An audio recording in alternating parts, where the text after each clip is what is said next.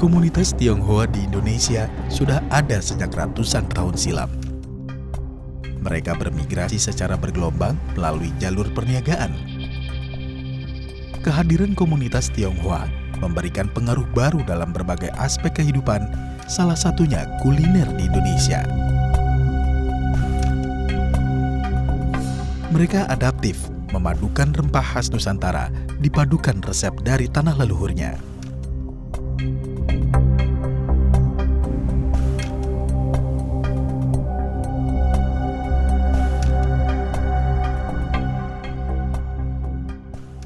Etnis Tionghoa ini memang cakep ya untuk masalah pengadaan bahan makanan, kemudian olahan kreatif, itu bisa masuk dalam harmoni gitu. Jadi karena tidak ada persaingan dagang, tidak masuk dalam ranah politik. Nah, kuliner ini yang akhirnya menjadi jalan untuk masuk yang lebih luas teman-teman Tionghoa dalam berakulturasi, kemudian berinteraksi sosial dengan masyarakat lintas etnis gitu.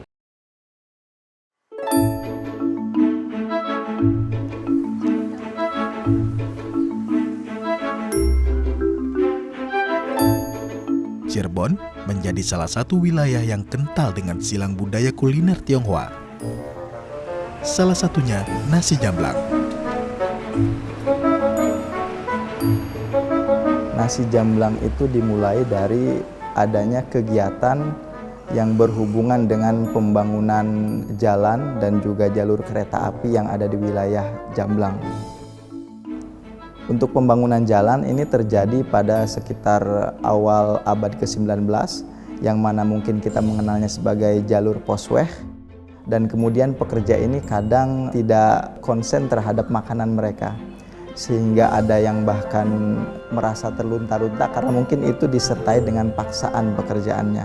Sehingga kemudian ada orang yang berasal dari Jamblang, yang mana itu bernama Abdul Latif, dan juga istrinya yang kebetulan konon merupakan orang Tionghoa, Tan Piaulung, yang berkeinginan untuk melakukan sedekah kepada para pekerja ini.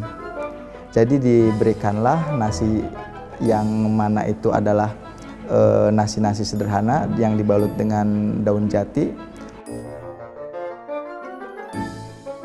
Jadi memang pembagian secara gratis saja itu sudah merupakan bukti bahwasanya bagaimana empati dan juga kepedulian mereka kepada wong cilik itu sudah ada di zaman itu.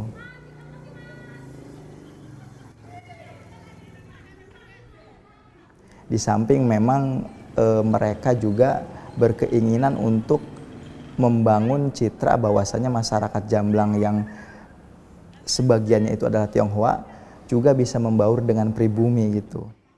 Dan mereka juga menyadari bahwasanya tujuan dari pemberian nasi ini adalah bukan kalangan bangsawan atau elit, sehingga mereka pada mulanya menu yang ada pun terbilang sederhana, seperti pergedel, kemudian sayur mayur, tahu, dan yang pasti sambelnya itu gitu. Jadi memang pada mulanya hanya seperti itu. Merujuk tradisi lisan setempat, nasi jamblang tulen merupakan representasi nasi jamblang yang digagas oleh Tan Piaulung dan suami Abdul Latif. Kini kuliner tersebut dilestarikan oleh generasi kelima, Rini dan suami pasca meninggalnya Haji Kusdiman dan Ibu Tin.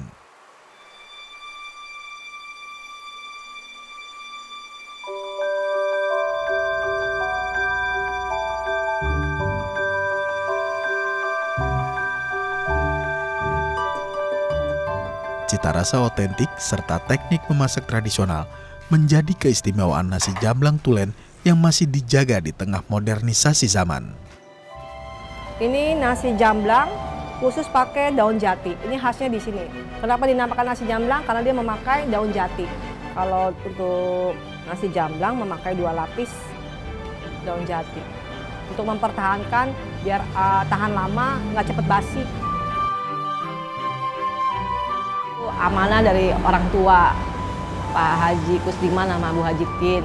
Kedua, kita masih mempertahankan memakai cara sistem yang dulu untuk mempertahankan cita rasa, terus kualitas dari makanannya, Jadi masih kita pertahankan walaupun kita sekarang udah banyak, udah canggih, tapi kita masih mempertahankan cara-cara tradisional.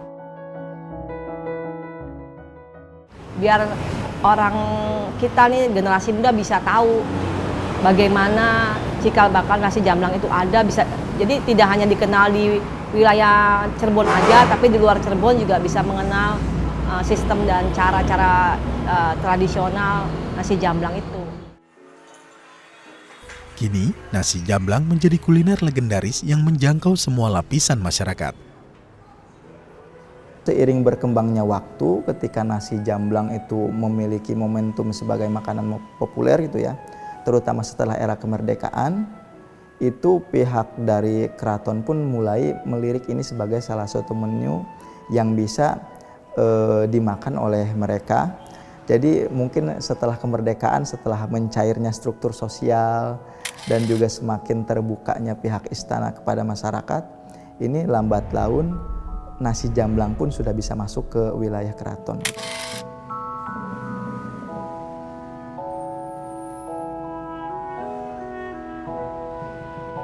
Kuliner jamblang ini keunikannya yang kemudian membawa nasi jamblang menjadi salah satu ikon dari kuliner Cirebon. Bahkan kalau misalkan kita bisa cek gitu ya di Cirebon, itu sekarang banyak sekali bisnis-bisnis nasi jamblang itu. Dengan mungkin keunggulan masing-masing dari warung tersebut.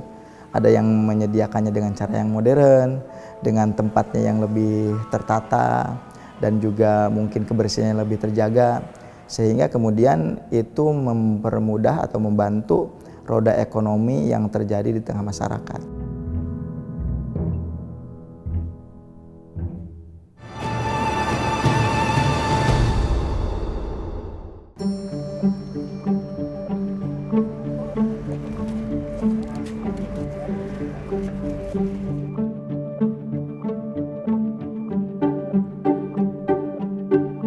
Ya kalau kita melihat peta perdagangan tempo dulu, itu Jawa dan Sumatera itu memang menjadi lahan basah untuk perdagangan atau jaringan niaga orang-orang Tionghoa.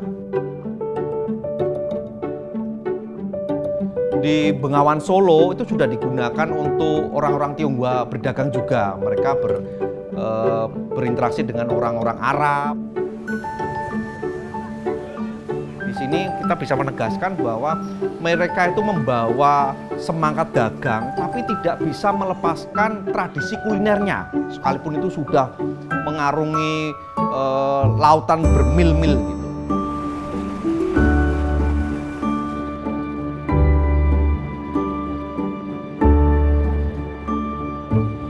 Menilik catatan sejarah, wilayah pesisir utara Jawa menjadi pintu gerbang masuknya masyarakat Tionghoa ke Nusantara melalui jalur perniagaan. Seiring berjalannya waktu, mereka menetap hingga menikah dengan masyarakat lokal yang menghasilkan ragam budaya kuliner peranakan yang bisa dinikmati hingga saat ini.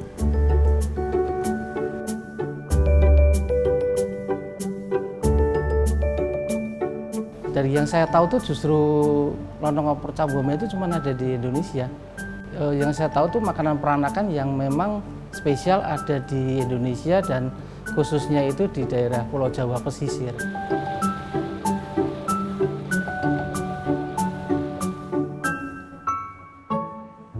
Kita masak 1 hari, habis itu kita memang redem sama bumbunya bisa 2 hari ya, biar masuk dalam dan nanti warnanya jadi seperti ini mas. Kan jadi coklat, jadi nanti meresap rasanya manis sampai di dalam. Iya, kalau nggak pakai daun pisang nanti nggak bisa harum dan warnanya nggak hijau ya. Kita ini ngerebus minim 4 jam ya, kita buat sendiri. Makanan ini adalah makanan yang wajib ketika selesai Imlek. Cap gome itu kalau tidak salah ya, menurut yang saya tahu itu kan cap itu 10, go itu kan 5, berarti 15 Mei itu malam. Jadi malam 15 hari setelah Imlek. Nah kan cap gome. Nah kayak saya zaman kecil dulu ya ini makanan ini yang kita nanti-nantikan gitu. Karena untuk hari-hari biasa itu mencari di warung atau di resto tuh sulit sekali. Lontong cap gomeh sampai sekarang menjadi simbol akulturasi. Bahkan bukan akulturasi, tapi inkulturasi. Menyatu dari dalam dan tidak ada soal. Nah, kita bisa melihat bahwa sayur khas Jawa bisa masuk dan itu diterima di perut, bahkan dalam ritual yang sangat agung oleh masyarakat Tionghoa.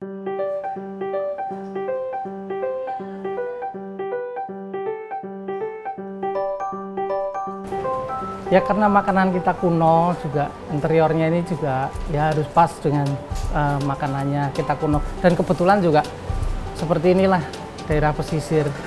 Jadi saya konsep dengan ada unsur perpaduan antara Jawa, Tionghoa juga dengan Belanda.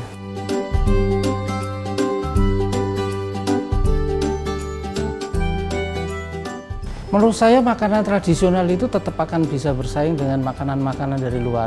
Kenapa? Karena kuncinya itu tuh di taste kok. Asal lidah setiap orang itu merasakan ini enak, itu apapun sebenarnya bisa. Makanya saya juga berpikiran, kita jangan minder dulu. Ini makanan tradisional nanti kalah bersaing, enggak.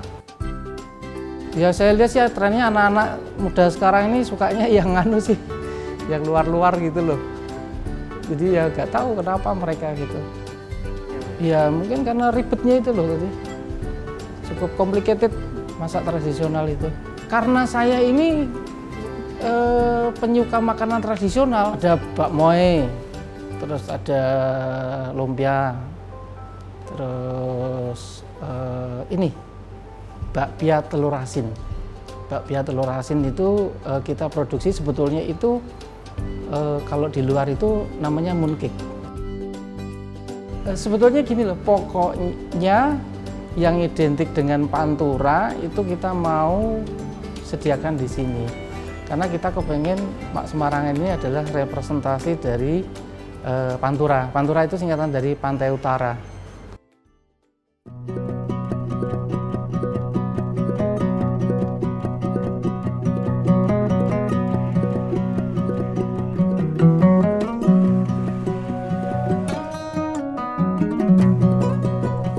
Warung Mak Semarangan yang digagas Edi Setiawan dan istri berupaya menjaga eksistensi masakan tradisional pesisir utara Jawa yang kental dengan pengaruh kuliner Tionghoa dengan beragam modifikasi tanpa menghilangkan keotentikannya.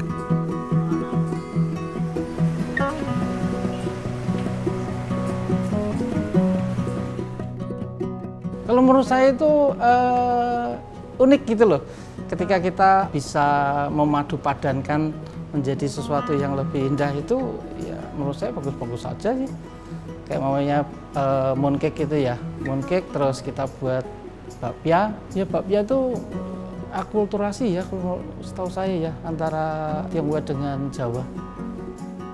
Bakpia itu kan dari tong jupia.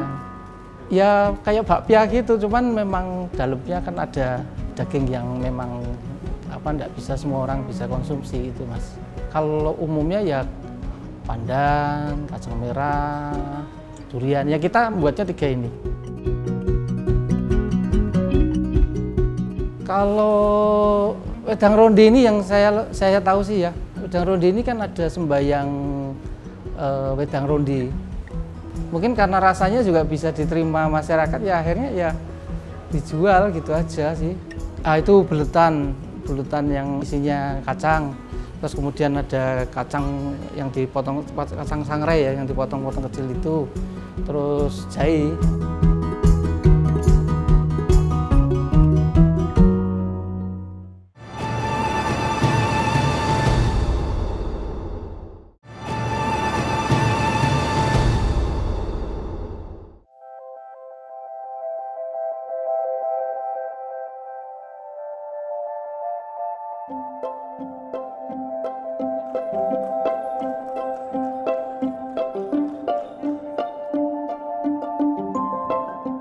Dominasi budaya keraton yang kental dengan adat istiadatnya tetap memberi wahana bagi eksistensi makanan peranakan di kota Surakarta.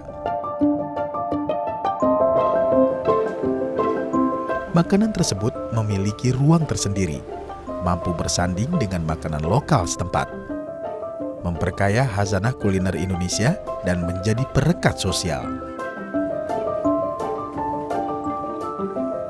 Di Solo ini sangat menarik karena bukan hanya memperkaya makanan yang ada di meja makan, etnis Tionghoa ini benar-benar memberikan atau menguatkan citra bahwa Solo adalah surga kuliner. Kenapa? Karena di sini benar-benar makanannya bukan hanya banyak, tapi benar-benar enak. Ada istilahnya keplek ilat, itu orang yang ingin memanjakan lidah, orang ingin ngiras itu makan di tempat. Inilah di situ salah satunya juga karena dorongan etnis Tionghoa. Orang-orang Tionghoa ini artinya apa? Juga memberikan peluang ekonomi bagi masyarakat lokal untuk mempelajari kuliner Tionghoa dan masuk dalam wilayah transaksi ekonomi.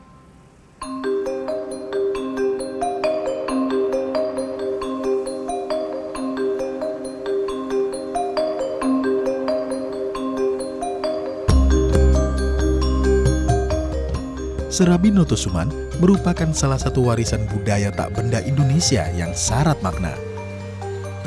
Kudapan ini tercipta secara tak sengaja oleh pasangan Ho Gek Ho dan Tan Giok Lan pada tahun 1923. Dahulu, masyarakat setempat menyebutnya dengan istilah apem Tionghoa, memiliki cita rasa gurih dan manis. Kini menjadi identitas kuliner Kota Bengawan. Kita bisa mengkomparasikan dari sejarah lisan, oral history dengan catatan teks sumber sejaman. Dari tradisi lisan memang berkembang itu disebut sebagai apemnya orang Tionghoa gitu. Kalau apemnya Jawa jelas sudah ada lah, ini disebut apemnya orang Tionghoa. Kemudian dalam catatan tekstual itu Marbangun itu salah satu keturunannya Patmo Susastro, pujangga terkenal, itu menulis dalam manusia Jawa itu Serabi Notosuman itu sudah sudah laris era dekade kedua abad 20. Jadi 1920-an itu sudah laris dan itu digunakan oleh orang-orang pribumi atau orang-orang Jawa untuk jualan juga.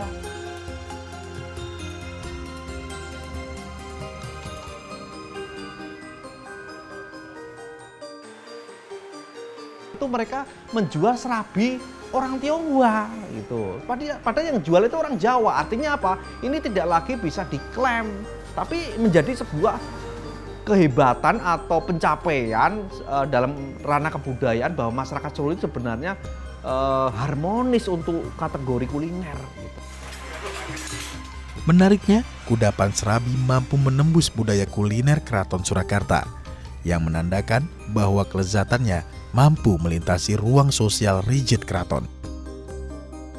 Ya, menurut saya ini orang-orang keraton, terutama elit, itu juga menjangkau Serabi Notosuman. Karena apa? Roti orang Eropa saja masuk dalam catatan Darsiti Suratman ataupun literatur yang berkaitan dengan keraton itu memperlihatkan bahwa Pakubuwono X itu makannya sangat banyak dan sangat elit, tapi juga satu sisi sangat tradisional. Itulah. Menurut saya aneka snack atau makanan ringan ini bisa masuk ke mana? Ke wilayah keraton. Nah, ini kalau kita memaknai bahwa serabi itu mampu melintasi ruang-ruang sosial.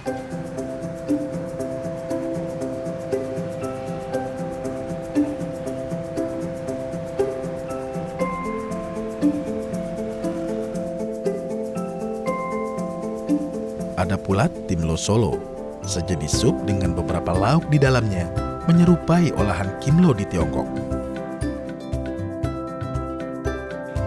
Makanan ini populer bagi seluruh lapisan masyarakat dan mampu bertahan di tengah pengekangan ragam budaya Tionghoa era Orde Baru.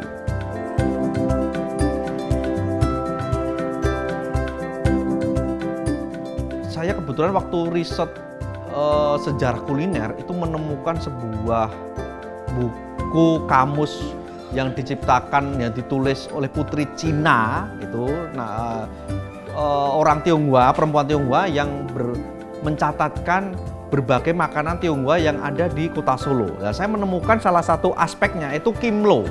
Itu hadir atau lestari di lingkungan etnis Tionghoa, misalkan di Pasar Gede. Kalau kita merujuk lagi dalam catatan Marbangun, itu diceritakan 1920 dalam sebuah keluarga Jawa itu sudah menyajikan kimlo, timlo, akhirnya gitu. Nah, kemudian saya lacak, oh ternyata bener timlo ini terinspirasi dari kimlo.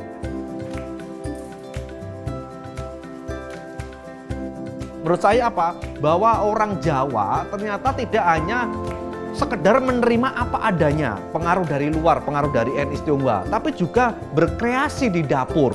Nah ini kita bisa maknai fakta, secuil fakta ini bahwa lingkungan etnis Tionghoa itu ternyata juga dinikmati oleh orang-orang etnis lain gitu, dinikmati dalam hal apa? Dalam perkara kulinernya, tapi juga diolah lagi gitu.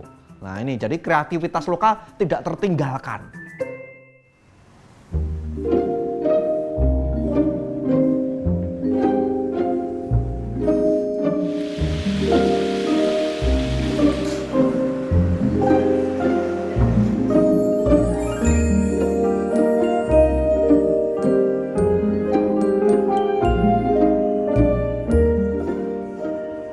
Tak bisa dipungkiri bahwa komunitas Tionghoa memberikan warna dalam memperkaya khasanah kuliner Nusantara.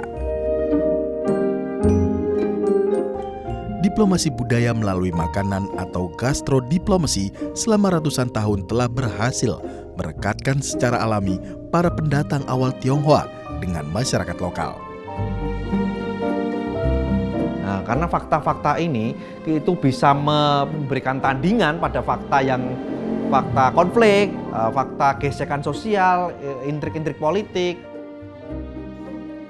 Ini jadi menjadi perimbangan. Bahkan kalau bisa ini justru nanti menutupi atau counter terhadap fakta-fakta yang mengabaikan kontribusi orang Tionghoa. Bahwa orang Tionghoa di sini juga membuatkan mozaik yang sangat indah.